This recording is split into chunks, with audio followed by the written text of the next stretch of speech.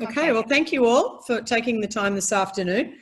It's been a pretty interesting time for all of us at the Global Students. So I'll just go through a little bit in case you don't know who we are. I'm going to show you PowerPoint. Can you all see that? Oh, hang on, I've got to share my screen. That's right. Share my screen. Share that. Okay. All right, everybody can see the PowerPoint? Yes. Okay, cool, thanks. Okay, so I'm going to go through this. So I think many of you know who we are. We're the Global Student. We work with what we call a third-party provider, working with Australian universities to provide internship study tours and volunteer programs for their students. This is the team up in the top left-hand corner there. Now, just got to admit a couple more people. Yep. Getting them in, okay. And as I said, what we do there, so you'll see we've got Gina, Natasha, who's the internships manager. Gina assists her and she's handling all the automation of communications these days. Panchali is our office manager and Michelle on the far right is our marketing manager. Oh, there's still more people. Hang on just a second. I've got to get a couple more people in the waiting room. Thank you all for joining. Cool.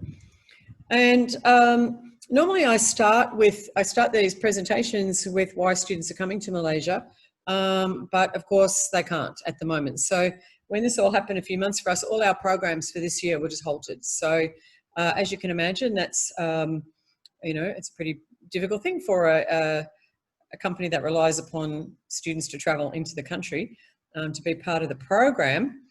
And, oh, let me admit Michael. So what we did was we had, I'd actually been on holidays in Bali, and when I came back, I had, you know, an inbox full of people saying, oh, you know, due to the COVID-19, we can't travel. Sorry, we're not going to be able to travel. And in amongst them all was one that said, we can't send the students in June. Do you want to do it virtually? And I just thought, oh my God, yes, you know, because we have been, it's been on my whiteboard upstairs for God about 2 years now, since I first saw a session at a conference a couple of years ago where I thought this makes so much sense, remote internships, because it allows students that couldn't normally travel as well. So, you know, just it opened up the idea of international opportunities for people that might not normally travel. So we sort of set about looking at, well, what would a program look like? The girls and I on that very first day, we sat down and got out our whiteboard and thought, what do we do when they come here? What would we need to do to offer them something if they didn't come here? And we've premised everything we've done over the last, you know, 10 weeks, I think, on changing to something that we call remote global internships. Virtual is the term that, you know, has been bandied about, but really there's nothing virtual about them. They're actually, you know, I don't say that the Global Student works virtually. I always say we work remotely with our partners in Australia. So being able to, you know, offer remote global internships is what we're talking about. And we've been talking to universities about how we can help them do this, given that they've got a whole range of issues now around trying to get their students to complete their degrees in work integrated learning, practicums, things like that. They've got a whole bunch of problems. So just a little bit of background for those of you who don't know. So this all started, and how we started a few years ago was, and sending students abroad all happened with the white paper in 2013, which is based on Australia in the Asian century. That was the Julia Gillard white paper, which then allowed that set up Asia Bound. So the government at that time set up Asia Bound, which had funding to send students abroad. Then the government changed, one of the many times that it's changed, but the opposition were booted out, and we now have another government that came in and said, well, I see you're Asia Bound, but I'm going to call it something completely different, New Colombo Plan. So this is Julie Bishop's brainchild, and our former foreign minister, and they increased the funding and sort of made it that it was focused on 40 countries in Asia. The other thing that they did was that they managed to get something called OS help loans open for, that was something that people had already had access to, but they allowed them to be open for short-term programs so that students, they used to be just for exchange, students could borrow against borrow a loan which went against their HECS debt, which is how they paid off their tuition fees. But at the moment, we've come to a bit of a halt with all of that. So I'll just go back. So currently the funding that has been set up for this year, which we rely quite a bit on and the universities rely on to get students to do these international experiences, the Australian Universities International Directors Forum are working with New Colombo Plan to have at least partial funds released from this year's funding to try and allow the programs that we would normally be doing and universities wanting to go ahead with, allow them to go ahead using remote technology rather than the students coming here. So that's in discussion. We had a Zoom last week with universities, and one of the directors was pushing that. And I've been approached twice this week about people wanting more information for that's going to that submission that's being put up to New Colombo Plan to try and get the money released, which would actually help us because it means that we're able to have students access that funds. They would still be able, because they've got to pay a fee. I mean, we don't work for nothing. So, they still need funds, albeit less because they don't have to pay for, airfares and accommodation and stuff like that. So this is, when we first broached this a couple of months ago, it was a little bit on the quiet front, but we're finding last week we had a lot of interest from universities and having a lot of discussions at the moment, and people are seeking internships in just about everything. So any of the business majors, law, communications and events management, architecture and design, international relations, global studies, sort of similar things, engineering and IT. IT seemed pretty straightforward, but I thought, oh, engineering, how would we do that remotely? And then when we talked to the University of Melbourne, who we've run a program for the past 3 years, they said, what do you mean? Engineering's it's all using technology. So, and what they had managed to do in the first semester this year, all their domestic students who had meant to be doing their practicums or work integrated learnings in Melbourne, within 4 weeks, they had transferred every single student into a remote learning experience. So they said for engineering, that's an easy one to do as well. Tourism and hospitality, it depends on what it is, could be a bit of issues there. But the new ones that we've had conversations with in the last week are around health. We're currently sourcing providers that can provide health promotion, all sorts of allied health industries. Another conversation yesterday was around healthy aging and aged care. And one that I had last Friday, they are interested in agribusiness. So they're ones that we haven't normally used. So we're actually actively sourcing people in those industries that might be keen to take on a remote student. So in sourcing the hosts that we're looking for these remote opportunities, it is basically the same as when we're sourcing for in-country. They need to be supervised in English. It needs to be a bona fide work experience or a project. Hosts need to provide a welcoming environment, including, a buddy or a mentor, somebody that's going to, help the students work through the project or have that, constant engagement with them. And they need to be willing to complete the university agreements or the documents that they may have that stipulate what their requirements are for both the academic component and also for risk management and things like that.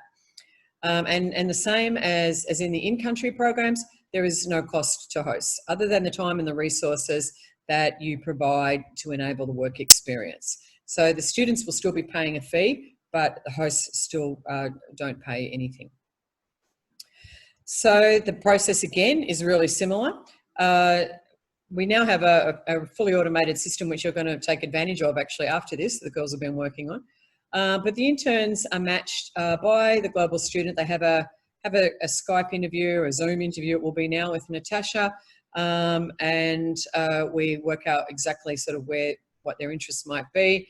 They then have an interview between with their host organisation that discusses roles and expectations and how that's going to work.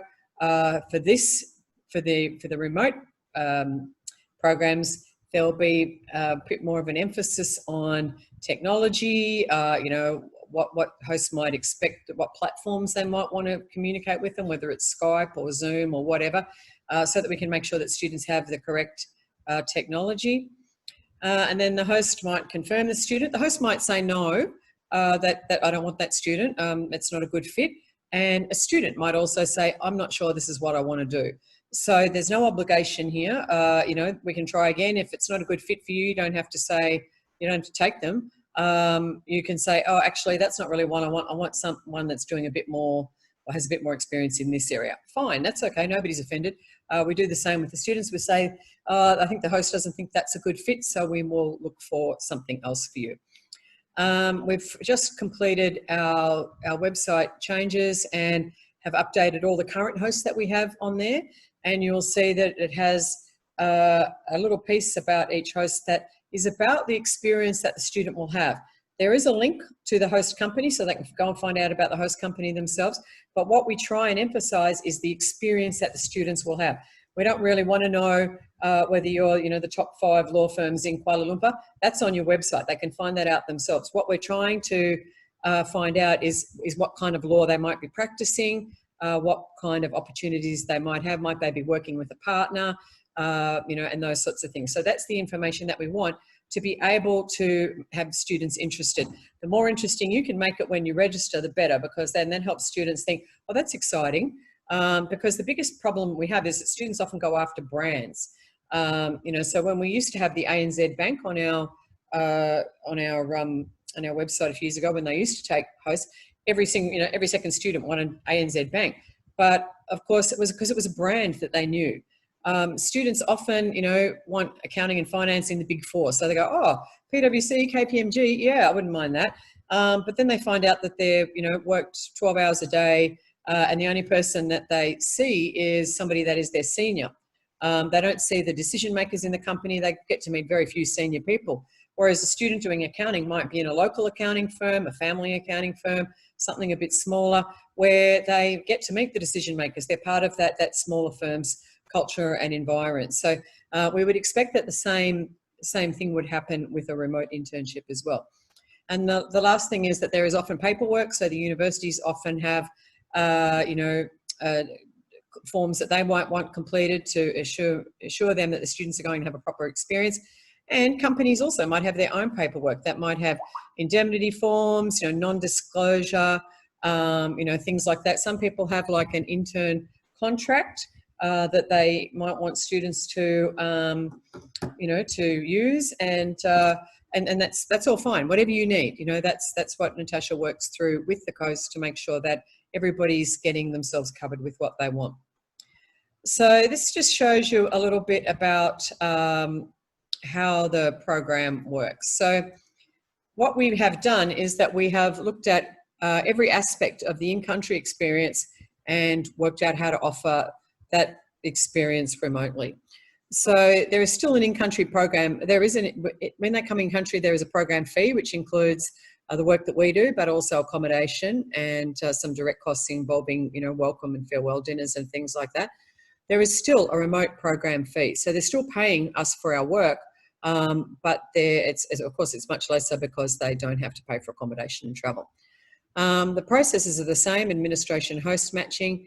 The pre-departure often happens with the university doing that on campus, and Natasha might Skype into that to add some information. And we also have what we call a communications campaign, which goes out to them over the intervening weeks before they come with information about arrival and checking in and just things about Kuala Lumpur. For the remote program, there will still be pre-departure, but it will require a lot more intervention from us in terms of introduction to the culture and things that they might normally get used to while they're here. We can see that if a student is going to start work with somebody on the Monday and they have an orientation on the weekend, normally they've been here for 48 hours, 72 hours before they hit the host company, and they have a little bit of a sense of how the culture works, how things work. But with them not coming into the country, a lot of that's going to have to be delivered online. So we have to be better prepared for that. We're going to be offering them a lot more information that will help them sort of understand what they're getting into, because they won't have that, initial in-country experience. There will still be an orientation program. Of course, it won't be here, and it won't involve, that we offer something called the Race Around Kuala Lumpur. Those of you that have been hosts before know that we send them running around Kuala Lumpur to find out about the transport, and they have a number of tasks they have to do. They'll still do that, but they're going to, of course, it's not a race, and we're calling it Get to Know Malaysia. And that'll be a bunch of activities that they will do at home between pre-departure and orientation. And we're going to ask them to present those during orientation so that they can share their experiences in what they've learned about Malaysia during orientation before they get to their host on the Monday. We also offer them a welcome pack. So this time it'll be a virtual welcome pack, and the merchandise may be couriered or mailed to them, depending on whether the university is able to give them that merchandise to distribute it to them. What they get when they come here is, of course, they get a deep cultural immersion. What they're going to get from a remote experience is a cultural understanding without that immersion. Excuse me. While they're here, we always provide 24-hour support. They have compulsory follow-ups with Natasha at certain parts of the program, and we provide weekly reports to the university, and provide hosts with the opportunity to check in and make sure everything's going okay. We're going to enhance that for this program, where it has been in the past at intervals. This time it's going to be pretty much weekly, and that will include the hosts as well, because we're sort of expecting that when something is happening online, there is more opportunity for miscommunication when people don't have the context, can't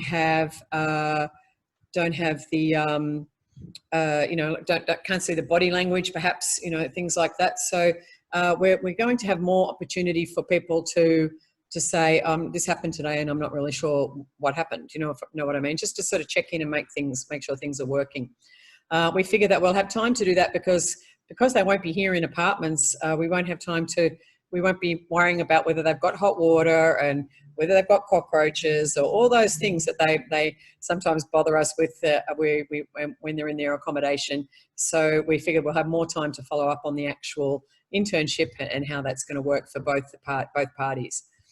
We of course won't be able to give them networking opportunities. They normally do something with Malaysia Australia Business Council. Sometimes they do something with the Australian High Commission, the alumni networking there. So we will offer them online professional briefings. So have somebody from Austrade, have somebody from Malaysia Australia Business Council, or the professional organisation that the discipline that they're from, maybe Engineers Australia Malaysia chapter or something like that, where we have some kind of a professional briefing that allows them to have a Q&A and get a bit of a sense of how the industry works here. We also offer basic Bahasa during orientation, and they get a little booklet. It's a bit of fun, just sort of give them some words that they know. And then they can either practice that when they're here, they might practice it with their colleagues, or they might practice it with their, when they're out and about shopping or, getting their food and things like that. So because they're not going to have that, we're actually going to offer weekly Bahasa sessions. They won't be long, they won't be intensive, but they're going to be probably around themes like food or work or networking or something like that, just gives them a few more terms and provides them with an opportunity to perhaps find out, when somebody is using a term, what does that mean? We can help explain that. We normally have a farewell and a debrief where we have the hosts are invited, we have a dinner, cocktail type event, and with a certificate presentation. And of course that's not going to happen either. So they're going to have an online farewell and debrief with hosts via Zoom, and that'll probably be in smaller groups depending on the programs, and their certificates will be mailed to them. So that's sort of the similarities, trying to make sure that they get everything except the experience of actually, getting on a plane, coming here, having to deal with the heat and all that sort of stuff. So the pros are there are no travel expenses. There's less cultural adjustment. Don't have anybody getting sick from spicy food, getting sick because they're not drinking enough water because of the heat. They don't have to, familiarise themselves with accommodation with people that they've never met before. They don't need a visa, and they also get to understand how we all work with technology. When we work remotely. Many of them now are working online at school, so at university, so they're getting, a sense of, increased, interaction with technology. But this will provide new opportunities for that, and just sort of little tips, so that people become more fluent in it. And of course, this is the way that we're all working now. Who knows how long we're going to be working like this? This gives them a little bit more of an idea of how people are working in the new normal, which that they can take into an employment interview as well. The cons will be the time difference. So currently between Malaysia and Australia, it's 2 hours, so it's not too difficult. We will have some opportunities in Thailand. That will be 3 hours, probably a little bit more problematic, but still not huge. They won't get the cultural immersion that, really throws them in the deep end and really challenges them and makes them have to really think about, lots of things about themselves. So that's a bit of a shame, but the more that we can do online, that we're trying to mitigate that. There'll be less of the incidental engagement with their hosts, the work, what do you call it? Whoops. Sorry, that's gone. Being able to, that sort of water cooler, photocopier type talk, being able to go out for breakfast or lunch or after work with their colleagues, where you get all that sort of background knowledge that you get about the industry and about the workplace itself. So we in the information that we'll be giving to hosts, we'd expect that that we hope that you would try and include them in that sort of stuff. If you're doing Friday night drinks, allow them to join you for a while. If you're doing meetings, have them zoom into those meetings so that they're getting a sense of how meetings work, even if they're not able to fully engage. And of course, that there will be challenges with the technology of things dropping out, things not working. So part of the information that we're providing them with the help of the University of Melbourne, who've been generous in giving us what they have given their students, and that will be preparing them, making sure that they're prepared for a proper workplace, that they're not just sitting at their kitchen table with all their flatmates hanging around, that they will be, getting up and getting dressed and not sitting there in their pajamas, that they will know that they can't be hotspotting off their phone, that they need to have, proper Wi-Fi and broadband. So they've got to have, you can't just sort of go, oh, well, this will be easy because I'm just going to do what I do here, that they're going to have to think about this because it's an actual work experience. So all that stuff we're working with them before they come.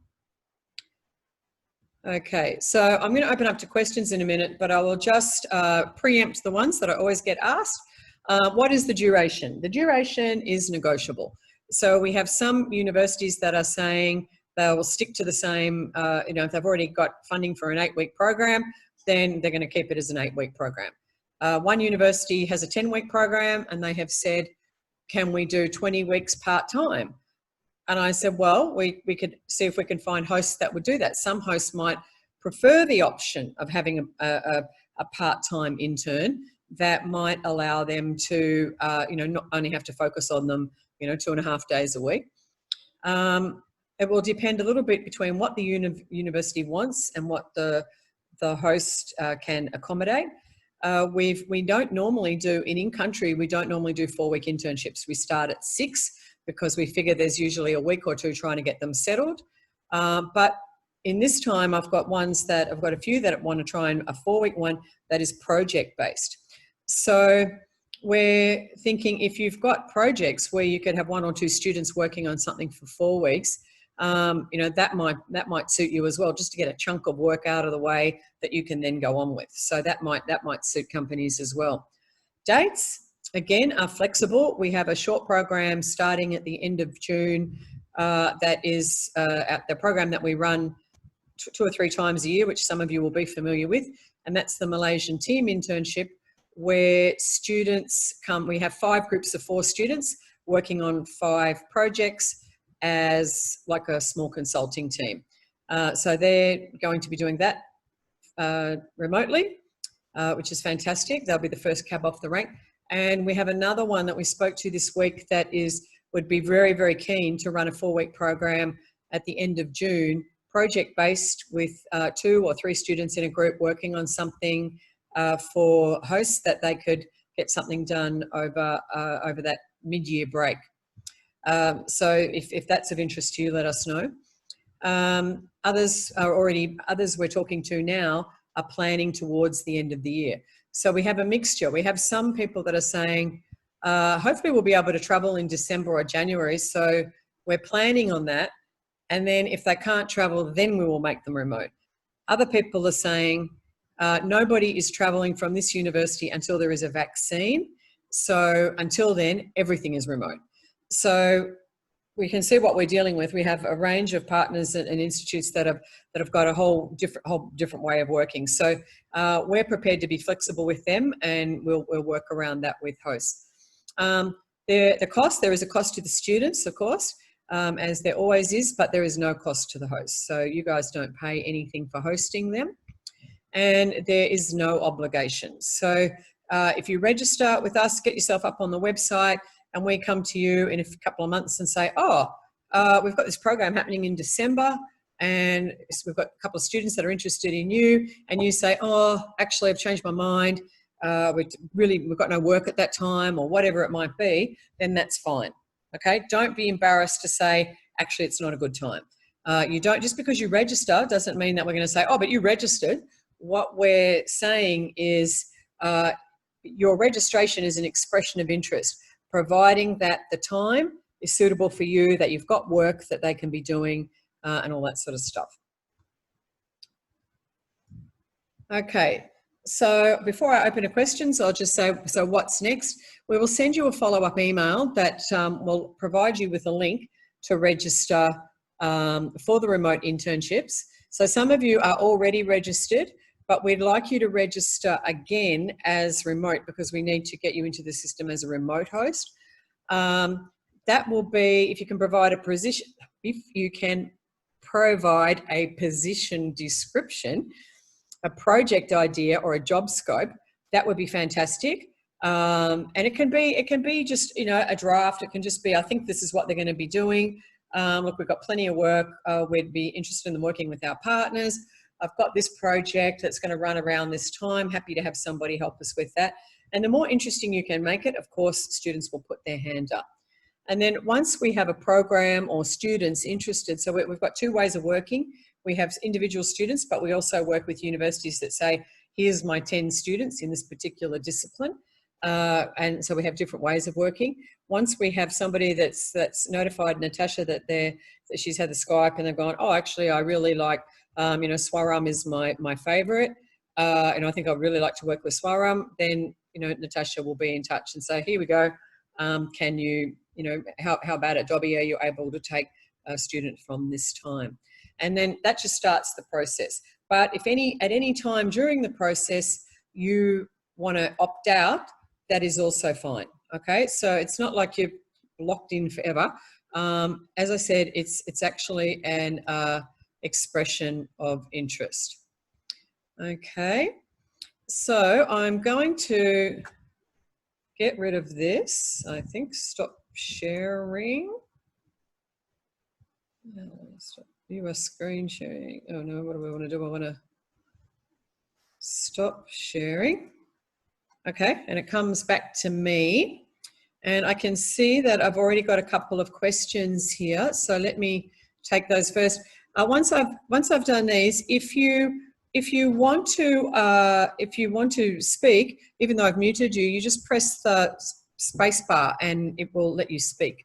Something I learned in my own training classes that I have. The diet in Malaysia would need one to have a cast iron stomach. The students love the food, mostly. Although, yeah, some of them struggle with it in the first week, but yeah. Okay, so Nick, yeah, we'll get back to you. Janice said their framework looks good to go. Okay, yeah, okay. So Natasha's gone as well. So any other questions that people would like to know? Anything that we haven't thought of or haven't covered in this? Yeah. Hi, Jan. My name is Niharika. I'm from actually based in Singapore. I had a quick question. So we are a PR agency. Oh, okay. Yes, yes. Singapore. Red Hill, right? Red Hill, yes. Yes. So I actually joined Red Hill News. So one of my ex-colleagues sent me this link saying that, oh, we've worked with, I think, interns before in the past. So just wanted to check how it works. We do have a Malaysia office, but we, I think for now would be looking for interns to kind of support us in our Singapore teams. Mm. I know it's remote, so it really doesn't matter where they're. That's the beauty of it. Yeah.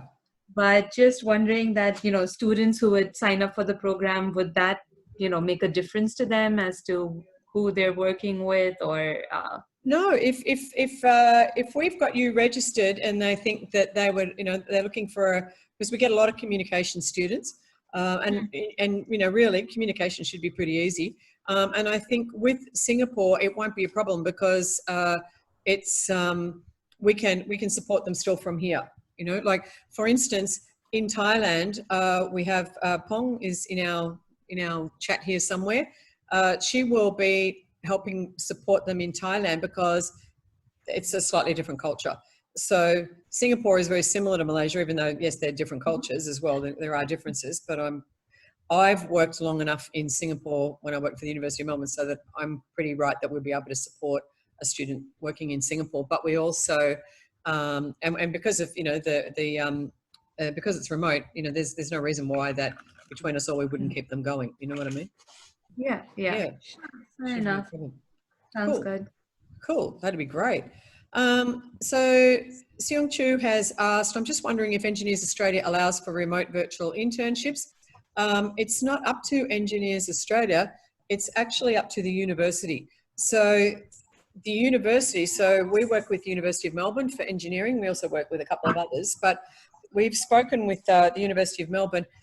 They work with, it's up to them whether the program works. So the accreditation, anything the University of Melbourne does to give an engineering degree has to meet, of course, the accreditation. So that's up to University of Melbourne to make sure that it meets that.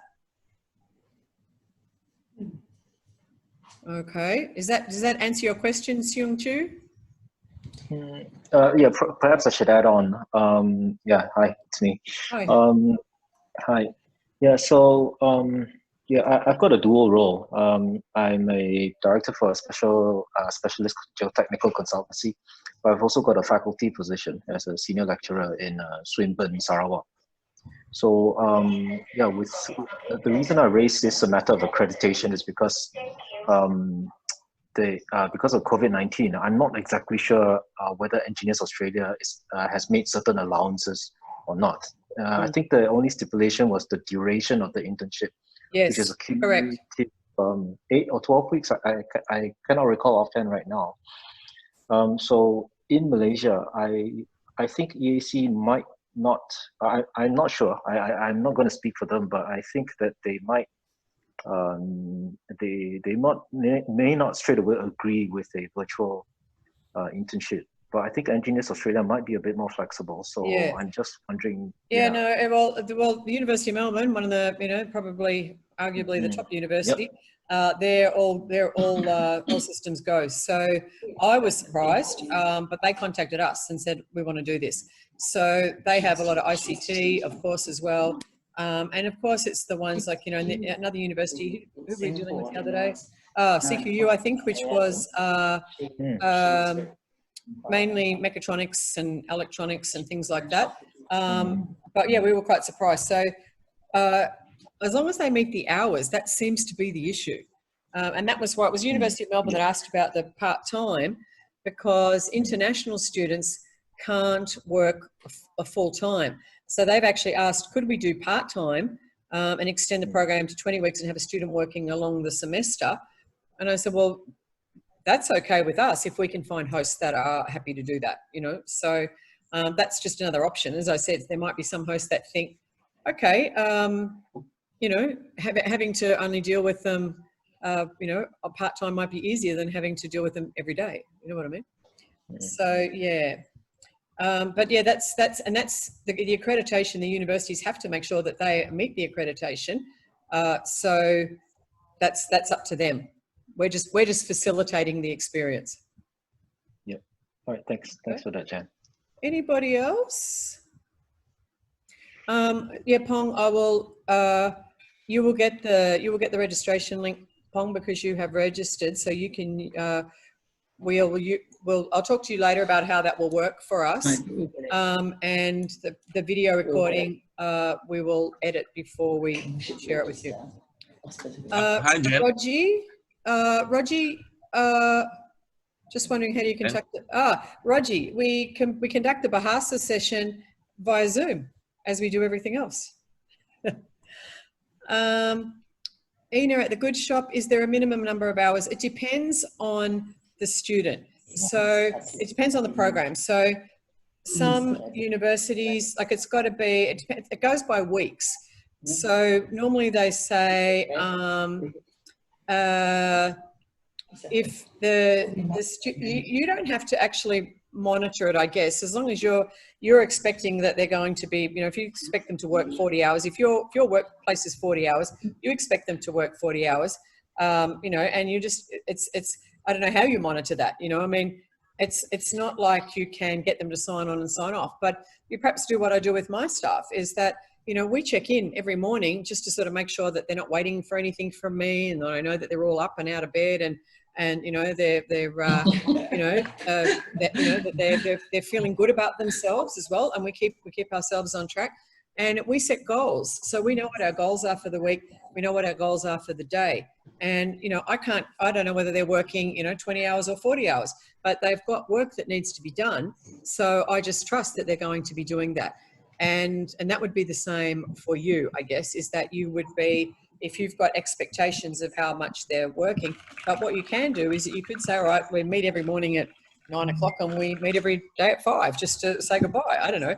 But, you know, and it will also work with you how often you want to see them during the day. So, you know, like that you might have them on Skype for a few hours sitting in the background, but you also might have them say, all right, see you later, you know, go and work on that and I'll talk to you again in, you know, in 3 hours, or perhaps that's all for tomorrow. You've got all that to finish today. I'll talk to you in the morning, you know. So again, flexibility. And the universities are not going to expect anybody to be keeping a timesheet.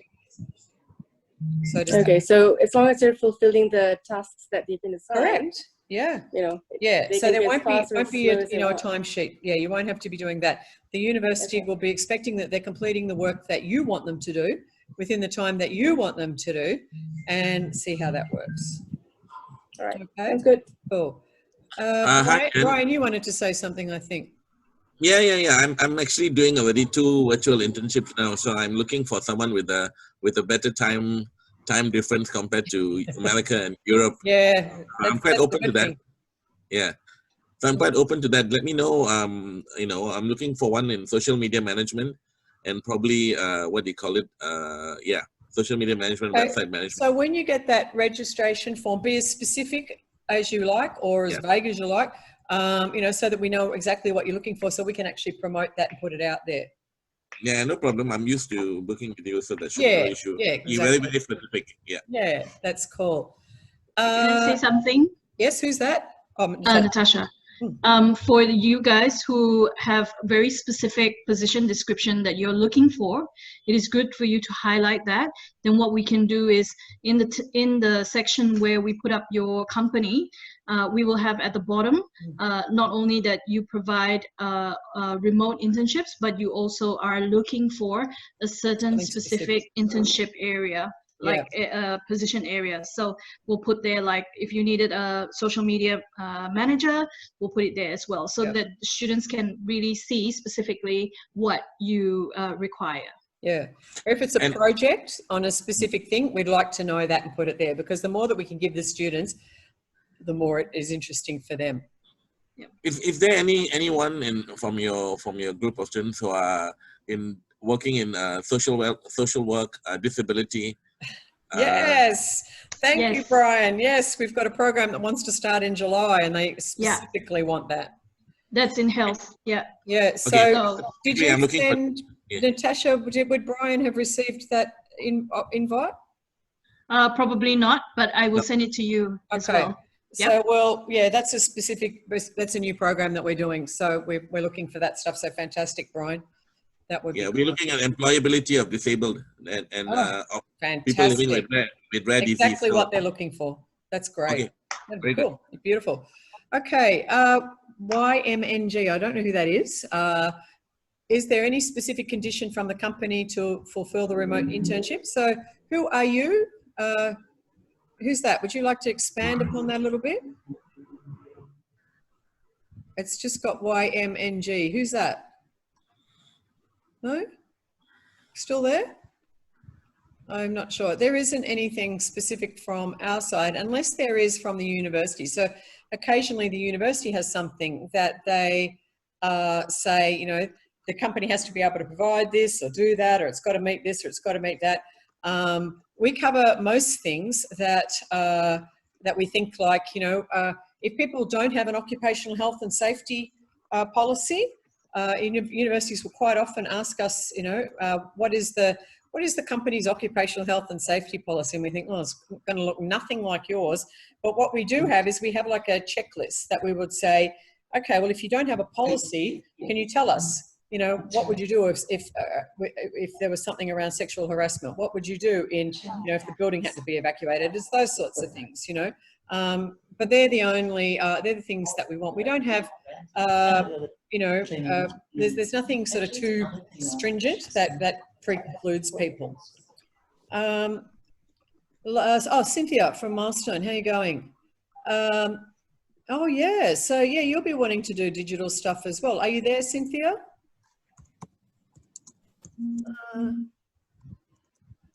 So does, yeah, okay, yeah. Hi, Jen. Yeah, I'm here. Okay, okay, I can't see you, but let me see if I put speaker view, then it might pick you up. No, they're not. If somebody's having a remote experience, they're not expecting to come. They can't come. The universities won't let them travel. So arts, you know, arts and entertainment industry, of course, is a great one with people wanting to host virtual events. I was actually this morning sitting in a virtual conference. That was a bit weird. And that's sort of, you know, it's sort of crazy because you can't go off and have lunch with the people and, you know, have a drink after work at the networking and stuff, but you're doing it all online. And of course, you know, we've just seen a plethora of this, you know. I'm zoomed out at the moment. You know, if one more person sends me something saying, I know, come online and do this with us, I'm going to go, God, I just don't have time, you know. It's just crazy. So, you know, with all this stuff, this is a perfect opportunity for students that think that all events have to be, you know, involve, you know, being in a physical place. This is going to be a great experience for them. So I'm also talking to one university last week who are looking at perhaps doing virtual for a period of time. So over the semester that they work on something, and then perhaps when they're able to travel, come on and complete it. But of course, until we know when they can travel, that's not going to happen either. So I think that online events is going to be a terrific opportunity for students because, you know, this is, I mean, I guess that, you know, people have worked out how much money they save by doing things online as well. You know, that I think that, you know, that this is going to make quite a bit of difference to the industry. So that would be a great one, Cynthia. Okay. My only first concern is because for an event student, they are expected to have an on-ground experience. But now with things moving towards digital, it's very different. The experience that they get hosting a digital event and on ground, it's very different. So I'm not sure how would they write back their report to feedback to the university, because I do understand. Worry about that because the university does that. So the university, so this is it. So you provide the experience, the university assesses them. So the university will say, okay, normally if they're going to be doing events management, they're going to be in Malaysia, they're going to be, you know, hanging lanterns over at KL Pack for the Adele concert. and they're going to Maybe be you right came for in the the Adele getting. concert. That was one of your boys, you know, doing Yeah. that. And that was a really full-on, hands-on experience. Well, now they need different skills, right? So they're going to have to know, how do you work Zoom? How do you do registrations? How, you know, like this conference that I was on before, it had a production team of, I think she said 8 people that they showed us that had been handling all the different parts to make this conference work online. So these are whole new skill sets, right? So the university recognises that, you know, it's not good enough now that they're going to be, setting up stuff and you know, doing stuff actually physically, that they have to know what these new skill sets are, and they will assess them on those. So that's their issue, is how they assess them on what you've got them doing. And they will provide us with something that says, we would expect that they're going to get these kinds of skills. And they're not the same as what they would have, you know, last year or the year before. Okay, great. Okay. Yeah, I think we will need to revise some of our job description as well to reflect the latest skills that we need for. Yeah, that would be great. But I think right now, since we are going towards virtual events, most of the event interns, they will need to have some social media skills and digital skills as the basic ones. Yep. Make sure that you state that, and we'll say, yeah, they're going to have, you know, there's just certain stuff that's really expected these days. Yeah. Yeah, that's cool. Okay. Thank you. All right. Thanks, Jan. Okay. Thanks, Cynthia. Ian Lau, any survey done on what the expectations of what the students want from the virtual internship? I doubt it. I've only been doing this for about 2 months, so you know, I don't know. Like, this is a whole new thing, so nobody's doing any research or surveying anybody just yet, because they're busy trying to get them to. For a start, they've changed to doing their studies online, and then they're trying to get them to do work integrated learning online. The expectations will come from the university, and that is what they expect their skill sets, you know, what they expect them to learn, what are the objectives, and how that works. And then when you the students, the universities will prepare them for what they think their expectations are. And then when you have a Zoom meeting or a Skype with a potential student, then you must discuss both of your expectations as well, how that's going to work for both of you. Right, thank you. Who's that? Oh, Hafiz? Yes. Yes?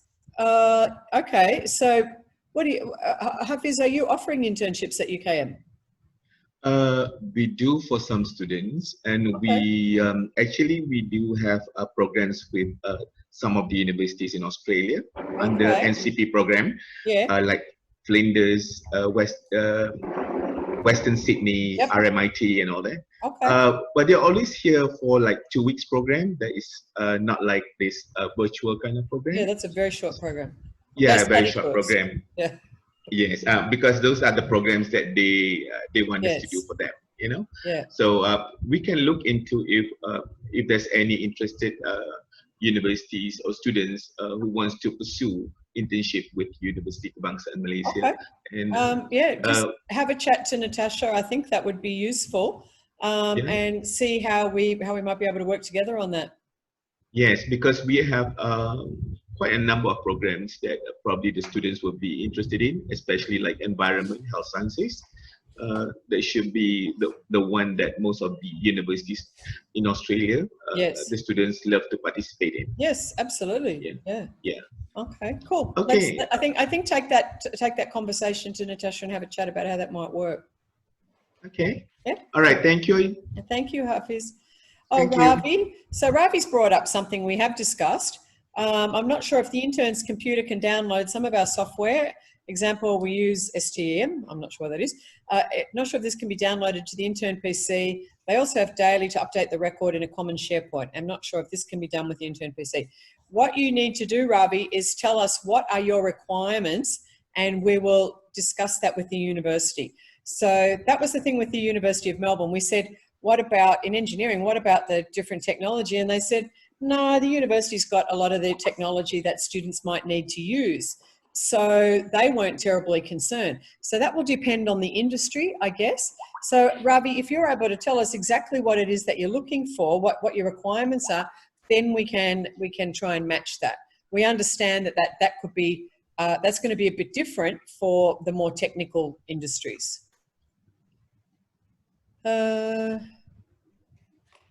Okay, Seung Chu, fantastic. Okay.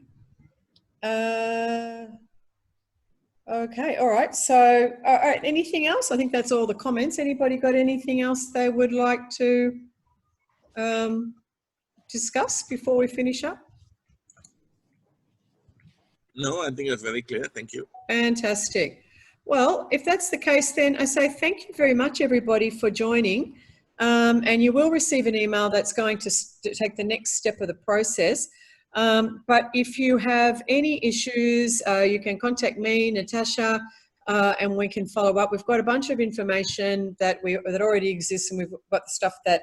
And when you get that, when you with this email that's going to go to you, once you register, there will be there's further information included in that email before you actually register, so you can see what somebody has asked about things about how you support and stuff like that. So that information is in the information for hosts booklet that is included when you register. So if there's still anything that you're not sure about, then you can get in touch with us, and we will try and address your concerns. But as I said, it's sort of, at the moment, this is also new, that it's pretty flexible, everything's negotiable, and everybody's learning how they go. So the universities, part of the problem for the universities is that they don't have enough places, because, if people are, they've had nobody able to do stuff this semester, and then they're trying to put everybody in next semester, then they're going to run out of places. So the opportunity to provide an international experience and try not to log jam all the student experiences, that'll be something that they really need to do. So I hope that if there's anything else that we haven't covered, just drop us a line, and we will let you know how get back to you straight away. Okay. So thank you all. Have a great weekend. Thank you. And Thank you. see you later. Thanks, Jen. Bye. Bye.